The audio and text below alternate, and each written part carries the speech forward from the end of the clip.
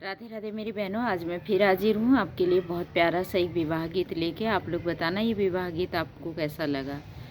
बेरिया की बेरिया हम बर जिला बाबा, यर बर जिला बाबा हो।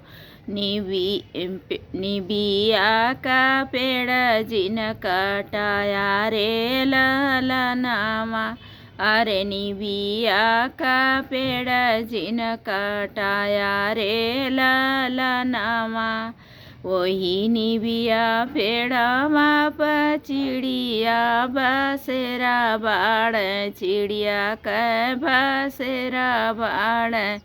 छूटी जई है वो न कर बसेरा रे ललनामा, अरे छूटी जई है वो न कर बसेरा रे ललनामा। जाना तरनी चिड़िया निबिया कटई है, अरे निबिया कटई है। काहे के डलनी बसेरा रे ललनामा, अरे काहे के डलनी बसेरा रे ललनामा। ये तनी बचन जब सुनानी रनिया माया रे सुनानी रनिया मा, अरे रोई रोई कैनी आँख लाल रे ललनामा, अरे रोई रोई कैनी आँख लाल रे ललनामा।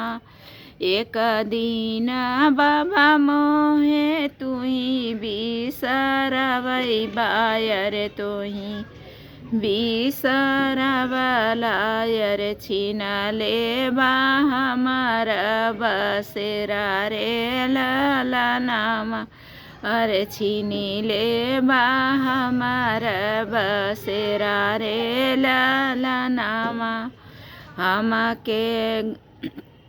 हमके लगैया बाबा दूसरे के डरिया, अरे दूसरे के डरिया। हमारे जेलेबा मुख मोड़ रे ललनामा, अरे हमसे जेलेबा मुख मोड़ रे ललनामा। एतनी बचन जब सुनान मोरे बाबा, अरे सुनान मोर बाबा हो। धई दिहन बस कटारी रे ललनामा, अरे धई दिहन बस कटारी रे ललनामा। हम नाही जनली बेटी एत दुख होई है, अरे ऐसा दुख होई है। अरे नाही कटती निबिया का पेड़ रे ललनामा, अरे नाही कटता पेड़वा निबिया कडारी रे ललनामा। ये गीत आपको कैसा लगा ये कमेंट करके ज़रूर बताना।